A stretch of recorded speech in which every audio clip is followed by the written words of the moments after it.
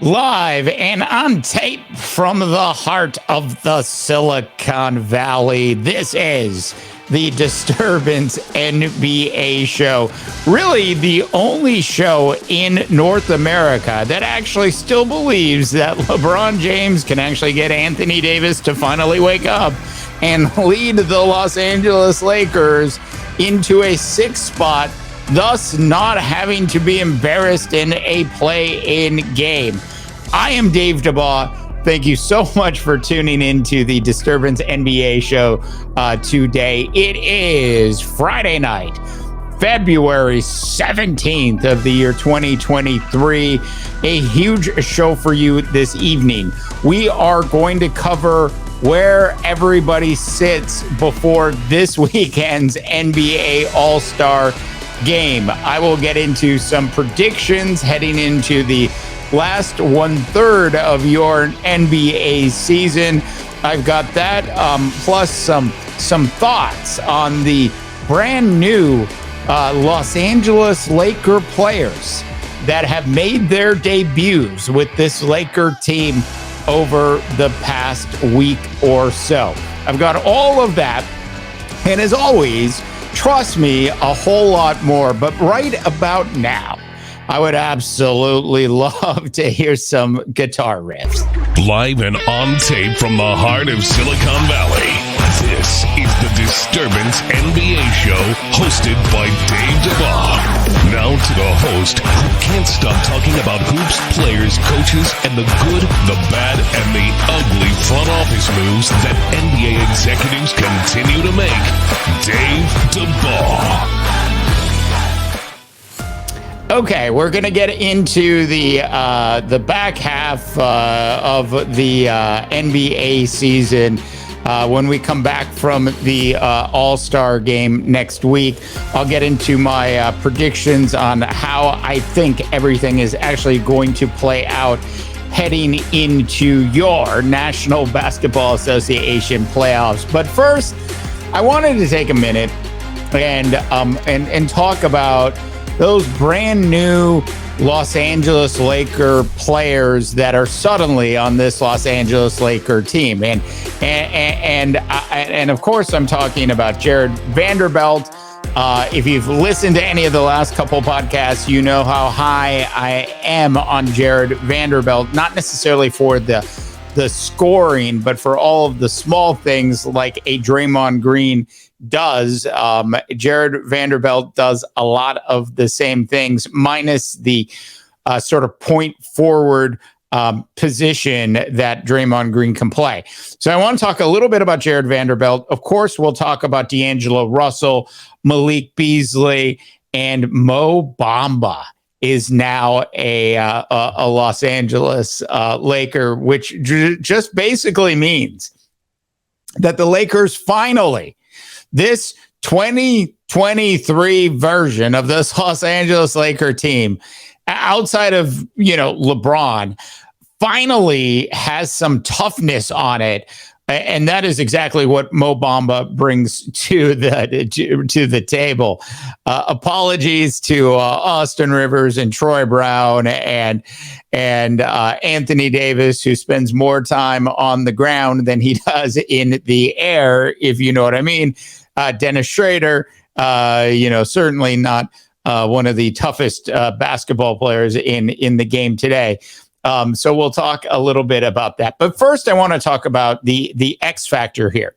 And the X factor is, after getting rid of Russell Westbrook, they had to bring somebody in that could score like Russell Westbrook sort of used to, and could score the way Russell Westbrook was scoring this year when he was actually having a good game. So what that basically means is somebody that can give you like 20 points a game and could score 35 in a game. And that, of course, is D'Angelo Russell. Of course, D'Angelo Russell is also going to distribute the ball, and he's going to get 5 to 7 assists a game. He's not going to have nearly as many turnovers as the older version of Russell Westbrook has shown us. The younger version of Russell Westbrook was was way better than D'Angelo Russell ever has been. But the older version of Russell Westbrook, and I think it's fair to do this, is to actually talk about today's Russell Westbrook versus today's D'Angelo Russell. So D'Angelo Russell is he's still gonna make mistakes. He's still gonna turn the ball over a significant amount, but probably about half as much as a Russell Westbrook would turn it over. Now, there's some other benefits to having a older Russell Westbrook on your team that you don't get with a D'Angelo Russell. D'Angelo Russell sort of doesn't have that grit and that tenaciousness, and he doesn't necessarily come with all of that swagger that young and old Russell Westbrook had. The problem with Russell Westbrook was, while he can still think it, his body wouldn't allow him to actually do it. As you know, when you get older, certain things just don't come as easy as they used to, do they? And so for those of you that have made it into your 30s and your 40s and your 50s and your 60s, along the way that there's certain things that you just can't do. The days of me being able to run a mile in the 5-minute range have sort of passed at this point. And maybe the days of me being able to run a mile in under 7 minutes have as well. That being said, I could still have good form, but I wouldn't necessarily be able to put the time in and go out and win a race today. That's why the Lakers had to make a move here.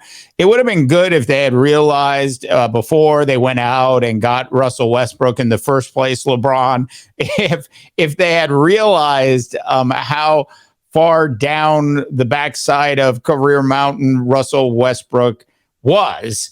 And to their dismay, they ultimately found out. As for D'Angelo Russell, he makes up all of the scoring. He does a better job protecting the ball, and he might actually play a little bit of defense every once in a while.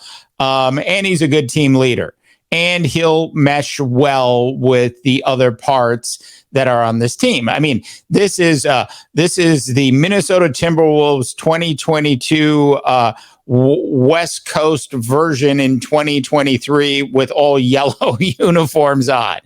That's exactly what this is with D'Angelo Russell, Jared Vanderbilt, and Malik Beasley.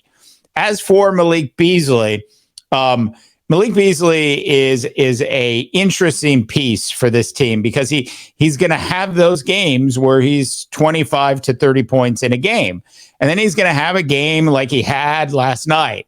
In 23 minutes of play, Malik Beasley scored just 8 points. And in a playoff series, that's just not going to get it done. And so the knock, if you can knock Malik Beasley, is consistency. And there are those nights that he's going to be fantastic and they're going to win games. And there are those nights where he's not going to be fantastic and you're going to have to rely on other people. The head coach, Darvin Ham, is going to have to figure out how to push the right buttons with this Los Angeles Laker team as we head down the stretch. And there's going to be those games where Malik isn't going to play 23 minutes because he isn't playing well, and they need to get Austin Reeves in or Dennis Schroeder in more and mix the minutes up. The reality is, if this Los Angeles Laker team is actually going to do what I said in the opening, which was find their way into the 6th seed, there's a bunch of things that had to happen, like a Dallas Mavericks collapse. But outside of that, for them to really just put together a really long win streak or, 8 out of 10, they're going to have to go with a deeper bench than other teams to get it done. So they're going to have to rely on Reeves. They're going to have to rely on Schroeder. They're going to have to rely, believe it or not, on Troy Brown Jr. as well. Some nice pieces with this Laker team. And then you have the Mo Bamba toughness factor. Mo Bamba is not gonna score 30 points a night for you. He's not gonna score Rudy Gobert 15 points a night for you. He's not gonna get 17 rebounds like a Rudy Gobert gets every freaking night. That is not what Mo Bamba is going to bring to the table.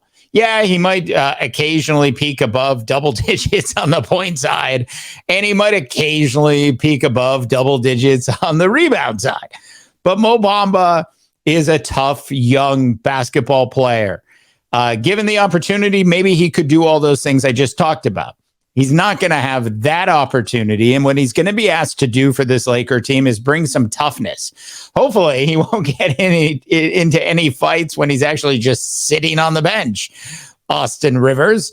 But that being said, I absolutely love his toughness. I like his enthusiasm. I like what he brings to an older, sort of established 3 or 4 people on this Los Angeles Laker team. He's got a nice energy about him.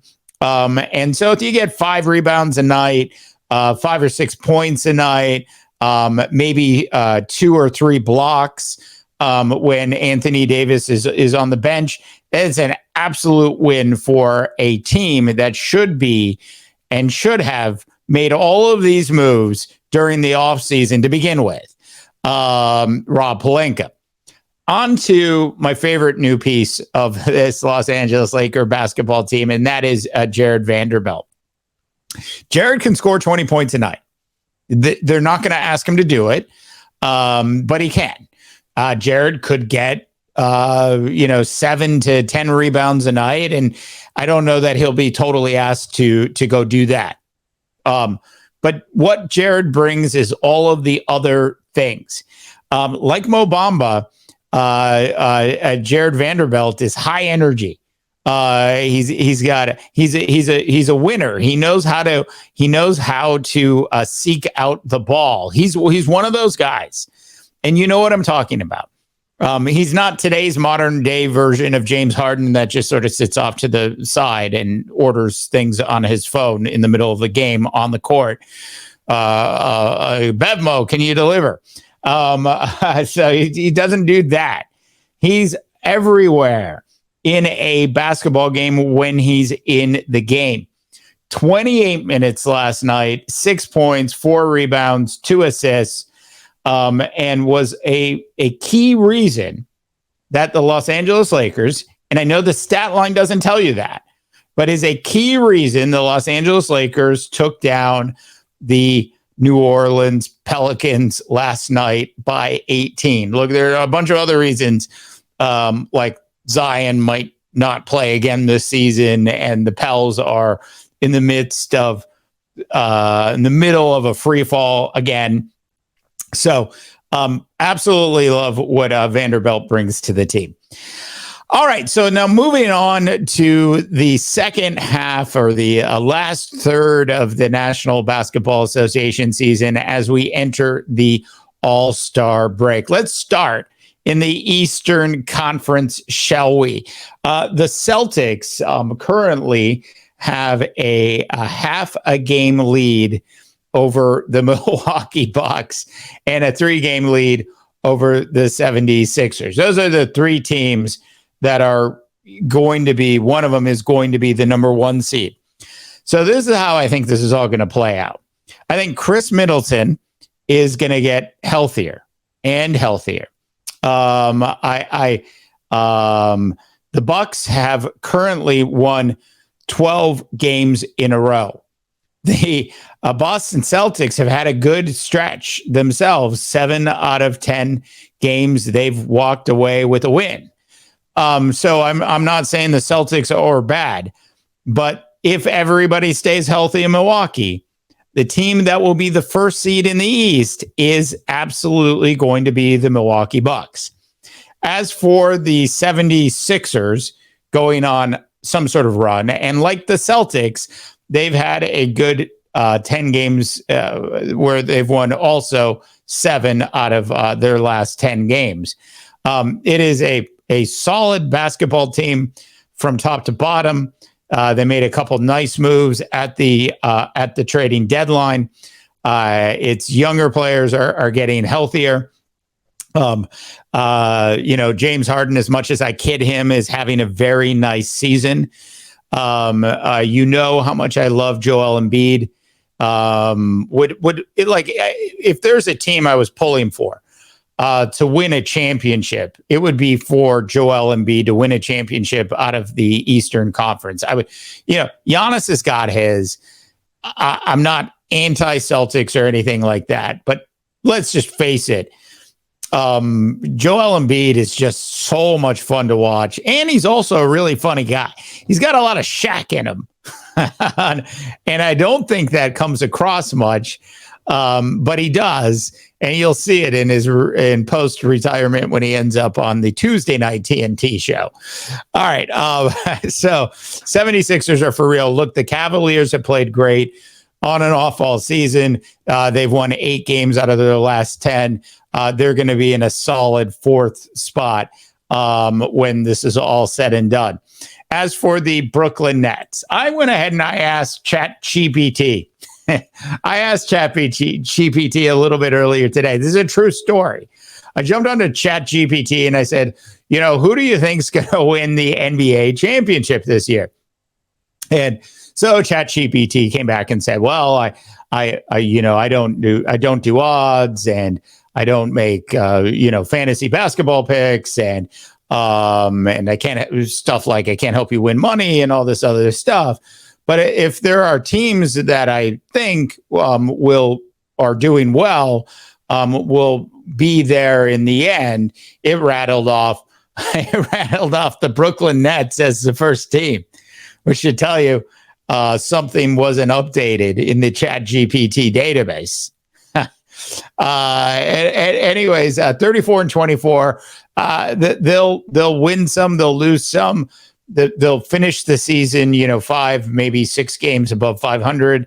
I do like a lot of their young pieces. I don't think they'll stay in the 5th seed. I think they'll get surpassed by the New York Knickerbockers there. Love the Josh Hart. Love the Josh Hart acquisition by the New York Knicks. I think the Knicks will end up in the 5th seed, and the Nets will fall back just a little bit. The Heat will be between the Heat and ultimately the Nets for that 6th spot. And I wouldn't be surprised at all to see the Heat in that 6th spot with the Nets falling down into the play-in game territory. Now let's talk about what we know. We absolutely know Detroit's not going to the playoffs. We absolutely know that on Michael Jordan's 60th birthday, happy birthday, Mike, this is a year you don't want to be like Mike as an owner of a basketball team. The Charlotte Hornets aren't going anywhere. Now, the Magic are sort of interesting and have been good and bad on and off. They're just so bad away from home that it's hard to foresee them actually really going on any kind of real run that would actually put them in a play-in game scenario. So I'm going to go ahead and count the Magic out at this point. And I think the teams that are going to end up in that 10 and 9 spot are most likely going to be the Raptors and the Wizards. And I don't think Chicago is going to get there, and I don't think Indiana is going to get there either. Something's been wrong with the Chicago Bull team all year. I said it early in the season. I said it midway through the season, and they've lost 6 games in a row recently. And it is a team that's absolutely in free fall. So that's how I see it all playing out in the Western Conference. As for the Eastern Conference, excuse me. As for your Western Conference, the Nuggets are going to be the first seed this year. Whether or not we think they're going to go anywhere is a different story. But just talking about who's getting into the playoffs. Behind them will most likely be the Grizzlies because they're just so far ahead. If the Clippers could actually just keep everybody playing and not rest people day after day after day, month after month after month. If Kawhi and Paul George could literally just play the rest of the season and play in every game, they would have a legitimate chance of catching Memphis. I just don't think they're going to do it. I do, however, believe they're going to be the third seed in the third seed in the Western Conference. The Phoenix Suns, and I failed to mention the Sacramento Kings, who I think are going to fall down out of that third spot. So we'll get into the Sacramento Kings in a second. As for the Phoenix Suns, obviously the Kevin Durant trade, there's been talk that he'll be back like next week or the week after that. As soon as Kevin Durant can get back, get some games underneath his belt, I'll feel a lot more comfortable talking about how this team's all going to pan out. Without Kevin Durant there, and I know they haven't played 10 games since the trade was made, but even since the trade was made, they've been a little bit up and down. And I suspect that they'll continue to be that. I suspect that they're a 500 basketball team without Kevin Durant there after they moved all those other pieces away. So they're 32-28 and a bit of an enigma, honestly. Everybody after the Kevin Durant trade was made was like, oh, they're winning they're going to be the team that comes out of the West. They're going to be the team that wins it all this year. Way too much, way too early. We haven't seen Kevin Durant in his actual uniform yet, and play with Chris Paul, DeAndre Ayton, and Devin Booker. And, just as I say that, I'm really not worried about the Suns playing well with Kevin Durant. I'm just more worried about the injury and if it's going to turn into something that's going to linger a little longer and prevent him from getting back sooner. And or if he comes back too soon, is he going to actually make it through the rest of the season? So my concern with the Suns is injuries. And so that's where I'm at right now. They literally could go on a run and find themselves in the third seed, but I think they're going to stay sort of where they're at right now in the fifth seed. The Dallas Mavericks are just 2 games above 500. The Minnesota Timberwolves are 1 game above 500. The Golden State Warriors are 500.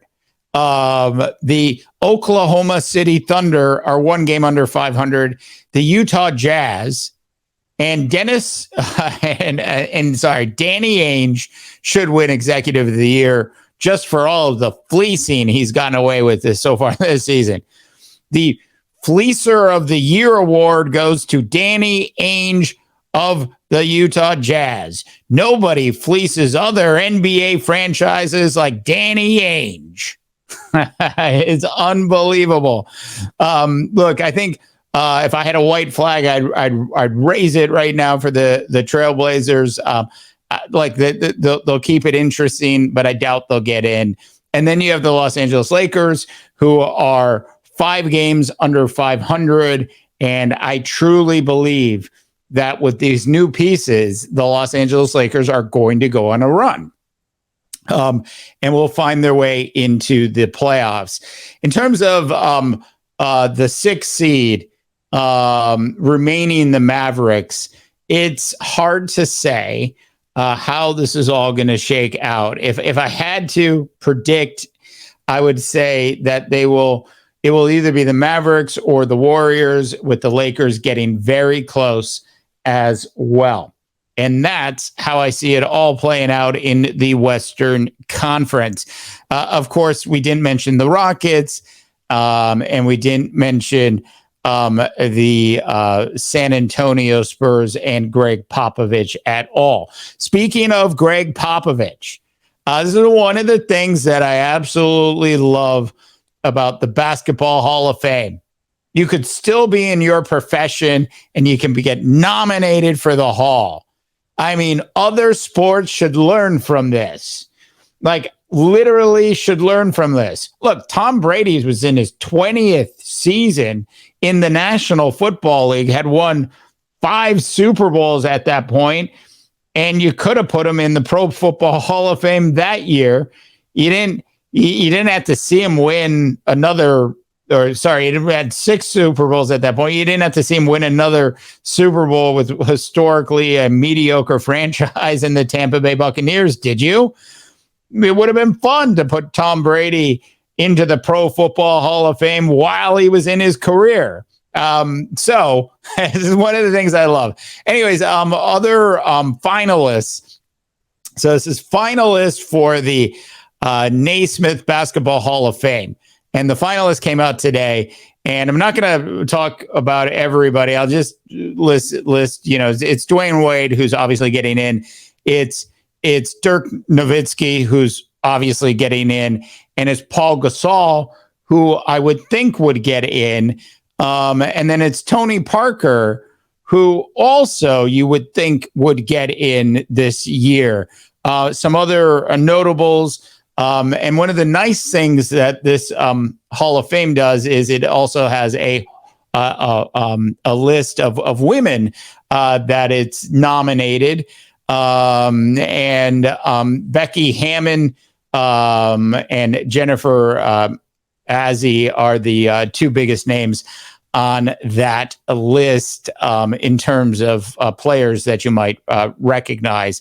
And we know Becky Hammon's an excellent basketball head coach as well. So there you go. That is your Naismith Basketball Hall of Fame. A bonus for all of you people out there. Look, I can't wait for the All-Star game. I'm looking forward to all of the pregame Saturday festivities. I can't wait to see, the draft thing unfold. I just absolutely love how the NBA has changed things up to actually make this an All-Star game weekend worth actually tuning into. I just wonder if they're going to have like a singer who's, I don't know, maybe 4 months, 5 months pregnant, up on a panel high above the arena. I just wonder if that's actually going to happen. Anyways, I want to thank everybody for tuning into the Disturbance NBA show. Thanks so much. Check out our Big Sports website when you have a chance at disturbance.live. We also have a Disturbance NFL show, which is available everywhere. I should note that the Disturbance NBA show is only available on Apple Podcasts, Spotify, and coming to iHeart Radio really soon as well. For the Disturbance NBA show, I am Dave Dubois, wishing you all a tremendous rest of your sports viewing week. The Disturbance NBA show is brought to you live and on tape from Silicon Valley and is a production of the Mighty Rip Podcast Network. For more National Basketball Association coverage, check out our big website at disturbance.live.